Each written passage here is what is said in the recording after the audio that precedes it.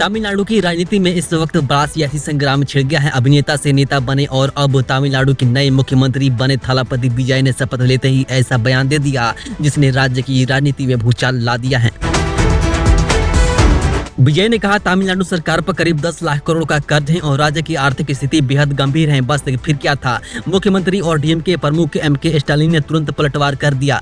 Stalin ने कहा, सरकार के पास पैसा है, जरूरत है तो सिर्फ सही इच्छा शक्ति और शासन क्षमता की। अब ये सवाल आखिर विजय ने क्यों कहा? क्या सच में तमिलनाडु आर्थिक संकट में है और क्या यह बयान नई सरकार और पुरानी सरकार के बीच राजनीतिक जंग शुरुआत है?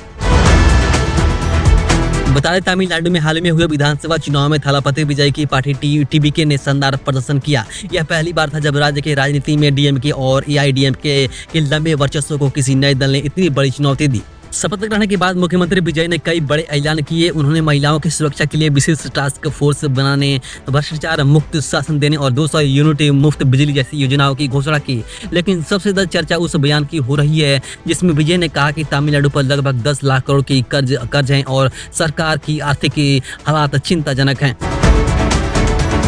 विजय ने यह भी कहा कि उनकी सरकार जल्द ही राज्य की आर्थिक स्थिति पर एक व्हाइट पेपर जारी करेगी ताकि जनता को पूरी सच्चाई पता चल सके। उन्होंने साफ शब्दों में कहा कि वे भ्रष्टाचार को खत्म कर देंगे और जनता के पैसे को गलत तरीके से इस्तेमाल नहीं होने देंगे।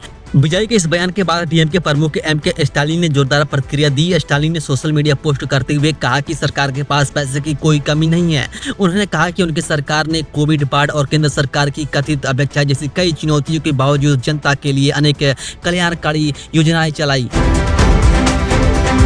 स्टालिन ने विजय पर निशाना साधते हुए कहा कि सत्ता में आते ही ऐसा कहना शुरू मत करिए कि सरकार के पास पैसे नहीं है। उन्होंने कहा कि तमिलनाडु का ऋण स्तर तय सीमा के भीतर है और फरवरी में पेश बजट में राज्य की वित्तीय स्थिति पहले ही स्पष्ट कर दी गई थी। इतना ही नहीं, स्टालिन ने विजय को राजनीतिक अनुभव पर भी घेरने की कोशिश की। उन्होंने कहा कि आपने जनता से वादा किया था कि वही वादे करेंगे जिन्हें पूरा कर सके। अब सरकार चलाने की जिम्मेदारी मिली है तो जनता को भ्रमित मत कीजिए।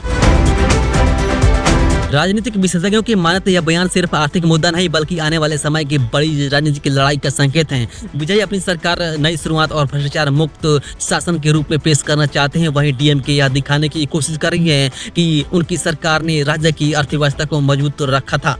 तमिलनाडु की राजनीति में यह टकराव इसलिए भी अहम माना जा रहा है क्योंकि विजय ने पहली बार चुनाव लड़कर सत्ता हासिल की है। चुनाव परिणाम ने पूरे देश का ध्यान अपनी ओर खींचा था।